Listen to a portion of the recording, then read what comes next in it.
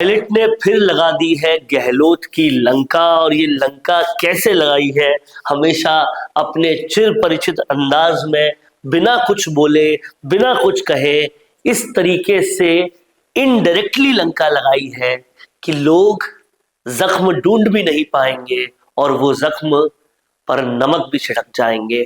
कुछ ऐसा ही किया है सचिन पायलट ने फिर से एक बार अशोक गहलोत के साथ। ये कैसे किया है, क्या कुछ हुआ है, हम आपको इस पूरे वीडियो में बताने वाले हैं, इसलिए वीडियो को आखिर तक जरूर देखिएगा। चैनल को अगर सब्सक्राइब नहीं किया तो कर लीजिएगा और कुछ एक्सक्लूसिव कंटेंट पाने के लिए और राजस्थान संवाद के इस चैनल को, इस प्लेलिस्ट को, जो कि एक बड़े चैनल संवाद के अंडर आती है, उसे अगर आपको और ज्यादा सपोर्ट करना हो तो चैनल को ज्वाइन भी कर सकते हैं। तो पायलट ने फिर एक बार कैसे बिना बोले पूर्व मुख्यमंत्री अशोक गहलोत की लंका लगाई है, आज आपको समझाते हैं।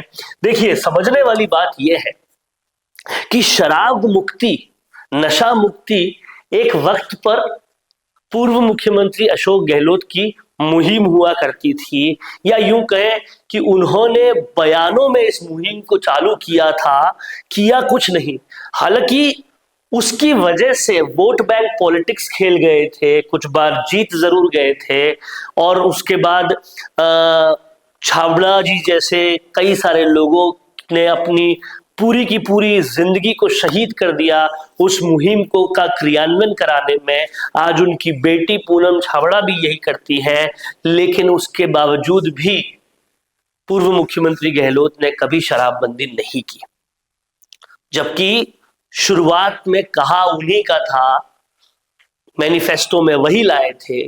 लेकिन अब जाकर, क्योंकि सचिन पायलट के पास अपनी जबरदस्त लोकप्रियता है, शानदार लोकप्रियता है, तो अब जाकर सचिन पायलट ने एनएसयूआई से वो काम शुरू करवाया, और जब वो मुहिम थोड़ी चरम पर पहुंची तो अब उनका फेस बन रहे हैं। सुनिए सचिन पायलट क्या कहते हैं शराबबंदी की इस मुहिम पर। भाई, एनएसयूआई के इकाई ने एक अच्छा कार्यक्रम किया है। वो साइकिल यात्रा के माध्यम से नौजवानों को जागरूक कर रहे हैं, एक अच्छा संदेश समाज में जा रहा है। तो उन सबका प्रोत्साहन करने के लिए, उस कार्यक्रम में भाग लेने के लिए मैं पाली जा रहा हूँ। और मुझे लगता है कि इससे जो प्रचलन हुआ है आजकल देश प्रदेश में, नशा हो, नशे की लत हो, इससे दूर रखने के लिए लोगों को हमें मोटिवेट करने की ज़रूरत है। और उस दिशा में अच्छा काम कर रहे हैं, काफ़ी समर्थन उनको मिल रहा है। मुझे उम्मीद है कि अच्छा एक कामयाब उनका आयोजन रहेगा। अब समझने वाली बात यह है कि गहलोत ने इस पर क्यों कुछ नहीं किया। गहलोत के लिए शराबबंदी, नशाबंदी लोगों के लिए करने का कोई काम नहीं था। उनको सिर्फ वोट चाहिए थे और वोट के बाद सत्ता हासिल करनी थी। सत्ता हासिल करने के बाद गांधी परिवार की चाटुकारिता में उसे समर्पित करना था और मुख्यमंत्री बनना था। इसीलिए लोग समझ गए कि पूर्व मुख्यमंत्री अशोक गहलोत कुछ नहीं करने वाले, उनकी क्रेडिबिलिटी पूरी तरह से खत्म हो गई, और वो कहीं ना कहीं ऐसा करते अगर, तो उनकी सरकार में जो टबैको से या जो शराब से बहुत बड़ा रेवेन्यू आता था वो चला जाता। इसी डर से वो नहीं किया। लेकिन अब जब पायलट इस मुहिम को जोड़ेंगे, जो मुहिम से जुड़ेंगे, आज ही वो पाली जा रहे हैं इस पूरी साइकिल रैली का हिस्सा बनने के लिए, वो जब इस मुहिम से जुड़ेंगे तो उनकी लोकप्रियता साथ में जुड़ेगी। और अगर इसी मुहिम से पायलट एक बड़ी मुहिम बना देते हैं और फिर भविष्य में उसका क्रियान्वयन भी कर देते हैं, तो बिना बोले पूर्व मुख्यमंत्री अशोक गहलोत पर वो राजनीतिक बुलडोजर चला देंगे। यही वो बात है जो कहीं ना कहीं सचिन पायलट की खासियत है कि वो बोलते कम है, करते ज्यादा है। क्या लगता है आपको? कमेंट बॉक्स में लिखिए। मेरी इस बात से आप कितने सहमत हैं, लिखते जाइए। देखते रहिए संवाद, क्योंकि संवाद है भारत का, भारत के लिए।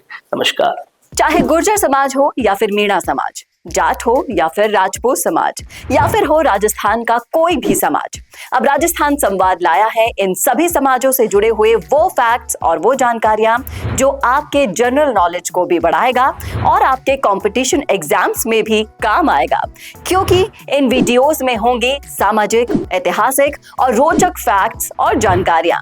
तो अगर आप भी बढ़ाना चाहते हैं अपनी जीके और जानना चाहते हैं अपने इतिहास के बारे में छुपे हुए वो फैक्ट्स, तो ज्वाइन कीजिए राजस्थान संवाद का मेंबरशिप प्लान।